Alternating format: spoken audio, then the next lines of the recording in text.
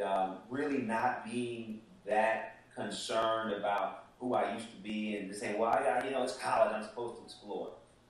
This is a true story. I was in a party one night, and as I'm walking through the party, I felt completely empty.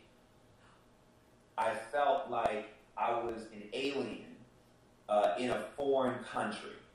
And it was like God was speaking to me, and he said, you know this is not who you are. And I said, I know.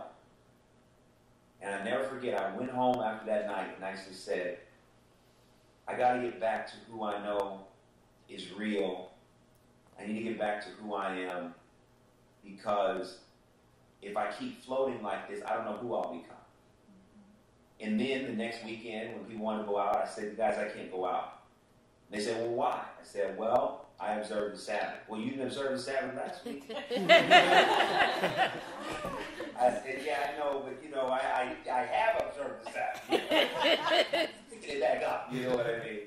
And I went ahead and let them go out, by themselves, and here I am, pretty much alone in the dorm. And that alone time, produced more peace than the partying did. Wow. And that was the process for me where I began to realize that, one, I did believe in God, and I really went back through the scriptures and really reconfirmed why I believed, but I believed now in a different way because I really went back and researched the Sabbath.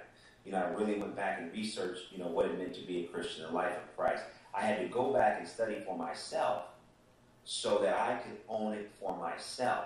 Not just because it was how I was raised, but because it's actually now what I believe and I have ownership of.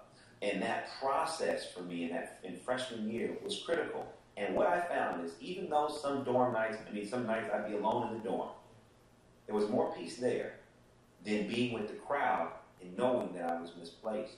And that piece of solitude